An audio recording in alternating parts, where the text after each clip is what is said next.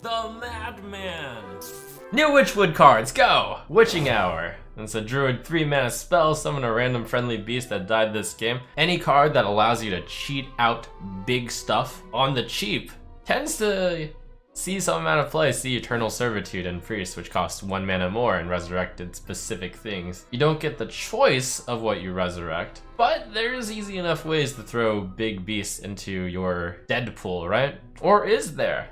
Because in order to do that, you have to not really run Spreading Plague in your deck. And you also have to Skipperino the Malfurion Death Knight, since that would get you a Scarab or a Spider. So it might be challenging, but as long as you're summoning a beast that's 3 or higher mana, then it's already pretty efficient. And then you just run human type stuff in the early game. One of the potential combos is you have your charged Devil Sword die, and then you play your Witching Hours, or perhaps both, and then you summon 2 7/7 real charging Devil Swords. 3 mana 7/7 Devil Sword with charge, pretty good.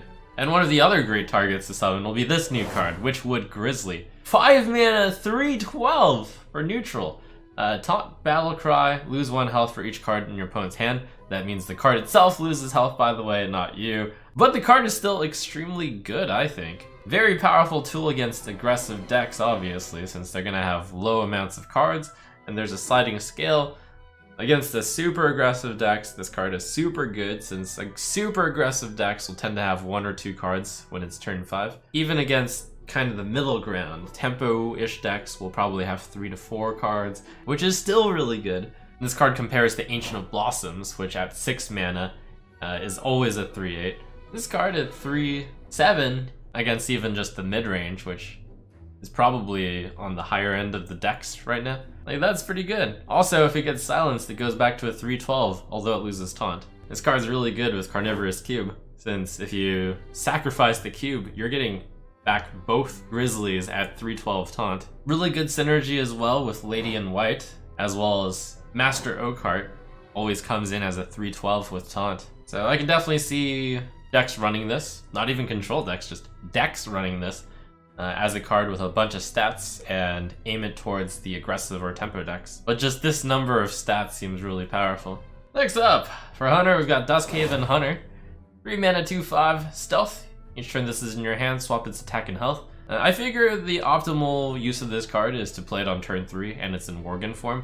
So ideally, you're actually going to be drawing this card either in your opening hand or on turn 2, and then it swaps over to the 5/2 side. It won't be a beast, but 3 mana 5/2 stealth is actually really, really powerful, and I figure a lot of the aggro decks would use it. The downsides are, of course, that only about half the turns can you play this as a 3 mana 5/2. And this does have a mid-range option as well, because a 3 mana 2/5 is not a bad stat line, and the stealth is a bonus. Worth mentioning is I did theory craft a Baku Face Hunter deck, and this card is odd, so looks pretty good for your Baku deck. There's people who ask, what about Jungle Panther? That had just 1 less attack and was always in the big attack form. Well, I mean, when you add 1 stat more to a card with as few stats as this, that's a big jump in stats. Adding 1 stat to nearly any card that's 3 mana or less makes almost every card insane. You know, except the really worst ones. And Jungle Panther was not a bad card. It actually saw some play in Face Hunter. And then we've got Toxmonger. Really interesting hunter minion, 4 mana 2/4. When you play a 1-cost minion, give it poisonous. Where it really shines is a certain number of 1-cost minions are extremely good with Toxmonger, such as Elven Archer. You play it, it starts with poisonous, you shoot something down immediately, and the 1/1 itself still has poisonous. That's some serious value cards. This is gonna open up a really different type of hunter. I don't know if it's specifically for Quest Hunter, though Quest Hunter looks like it could certainly use some Toxmonger action. With a slower meta, Quest Hunter just might work out also, but possibly has some application even in not Quest Hunter, because it just feels so powerful. They can be leading by a whole minion, and then you can put down the Toxmonger protected by your 1/1 Elven Archer with poison. Interesting card to get your head scratching at deck creation possibilities. Cathedral Gargoyle. 2 mana 2/2 Battle Cry. Taunt Divine Shield is insane. It's like Shield of Minibot, except it also comes with Taunt. And we saw how good that was for Argent Protector. It's a step up for Argent Squire. So annoying to get past a taunt with Divine Shield on a small minion. Now, the main problem is, of course, holding a dragon. And unfortunately, Nightbane Templar, the other Paladin Dragon Synergy card, is rotating out. This card truly is going to have to wait to see whether or not there are actually any Dragon Synergies. Coming up, there is Nightmare Amalgam, which is a decent tempo card. A decent card to pull out with Called Arms is also Fairy Dragon, and I imagine if Cathedral Gargoyle were to see play in the deck, maybe Fairy Dragon also would. Or perhaps this is tilted more towards the late game Control Paladin.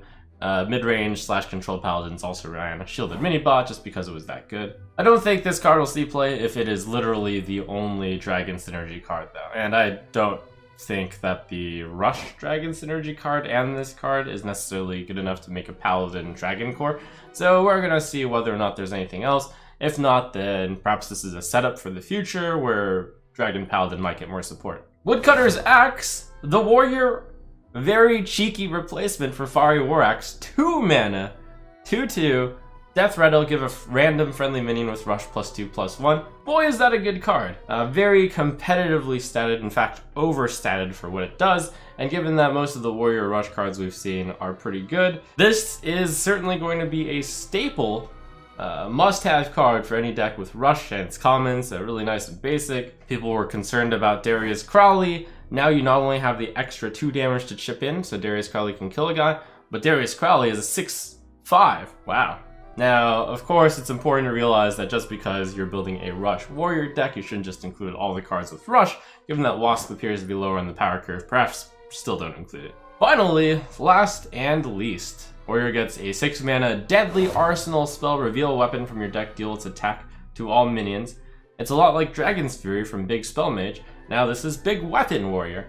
The main problem with Deadly Arsenal is that it requires you to not run Bloodrazor, which is basically the card that ties Control Warrior around, and you would only run this in Control Warrior because this is dealing attack to all minions. Currently, the only reasonable big weapon to run in Control Warrior is Gorehowl. Arcanite Reaper is just a little too weak. Control Warrior has never traditionally run that card. With the Deadly Arsenal, maybe you push yourself to run it, and then you have 6 mana, deal 5 to everything, which is pretty good, but the big drawback is no Bloodrazor. However, with Sleep with the Fishes rotating out, maybe Deadly Arsenal is the new replacement. Maybe Bloodrazor is less good enough that you run the Deadly Arsenal. This card also pretty strongly depends on whether or not we see another weapon alongside Gorehowl as being anywhere good. See you next time as we navigate through the spooky Witchwood.